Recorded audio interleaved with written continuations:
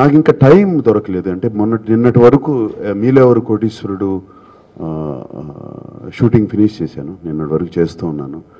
And దాని తర్వాత ఊపిరి డబ్బింగ్ మొదలు పెట్టాలి, March 25th రిలీజు. దాని తమిళ్ డబ్బింగ్ కూడా చెప్పాలని నాకు ఇదిగా ఉంది. సినిమా చూసిన తర్వాత నేనే చెప్పాలి. ఫస్ట్ టైం అవుతుంది, నేనే చెప్పాలని ఉంది. సో ఇవన్నీ ఈ రేపటి నుంచి అది మొదలు పెడుతున్నాను డబ్బింగ్. అండ్ టైం దొరికినగానే డెఫినెట్గా దిల్ రాజు గారి కథ వింటాను.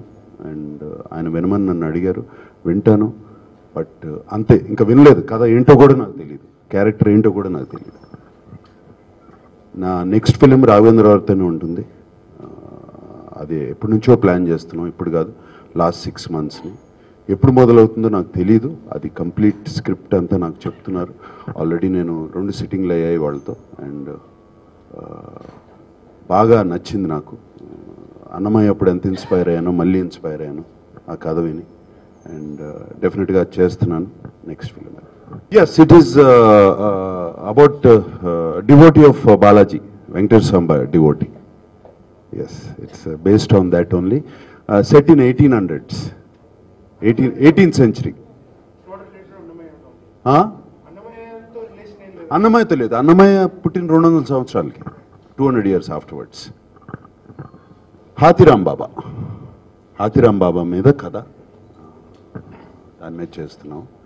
అండ్ యాక్చువల్లీ నేను ఇది ఇప్పుడు అడిగారు కాబట్టి చెప్పాను. నేను అక్కడికి వెళ్ళి తిరుపతిలో అనౌన్స్ చేద్దాం అనుకున్నాను.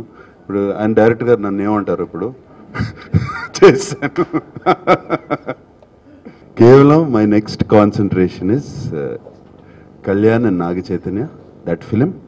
అండ్ AMR మహేష్ గారు వాళ్ళ రాఘవేంద్రరావుతో వెంకటేశ్వర స్వామి మీద సినిమా. ఈ 2 my next concentration of that. ఈ 2 జరుగుతుండగా ఈ నాగ చైతన్యతో సినిమా చెప్పినగానే బంగారు రాజు మీద కాన్సన్ట్రేషన్ పెట్టుకుంటాం. That is my concentration. Dil Raju గారు కథ నచ్చితే, ఎవరైనా చెప్పి కథ నచ్చితే, అది టైం ఉన్నప్పుడు తప్పకుండా, when I have the time, when I have the thing. ఇప్పుడు next step is that. Already రాఘవేంద్రరావుతో కూడా చెప్పాను, ఏప్రిల్ నుంచో మొదలు పెట్టేద్దామని కూడా చెప్పాను ఆయనతో. ఎందుకంటే అది తిరుపతి కొండ మీద సినిమా కంప్లీట్గా. సో ఎక్కడైనా హిల్ స్టేషన్కి వెళ్ళి తీయాలి. సో మాకు సమ్మర్ అయినా కూడా పర్వాలేదు, ఎక్కడైనా హిల్ స్టేషన్కి వెళ్ళి తీయాలి. మొదలు పెట్టేద్దాం, ఏప్రిల్ మేలో మొదలు పెట్టేద్దాం అని చెప్పేసాను కూడా ఆల్రెడీ. ఆడవాళ్ళ మధ్య పోటీ ఉండాలి ఎప్పుడు. మగాడు చుట్టూ 4 ఆడవాళ్ళు తిరిగారు అనుకో, అప్పుడు మన మొగుడు మనకు కావాలనిపిస్తుంది. అందుకేనా సాయంత్రం అయితే నా కళ్ళ ముందే కృష్ణకుమార్ ఇంటికి వెళ్ళి గంటలు గంటలు సరసాలాడేవాడి. ఆడవాళ్ళకి అన్ని చెప్పకూడదే, కొన్ని అర్థం చేసుకోలేరు, కొన్ని తెలుసుకోలేరు. నీ సిగ్గు చిమడా.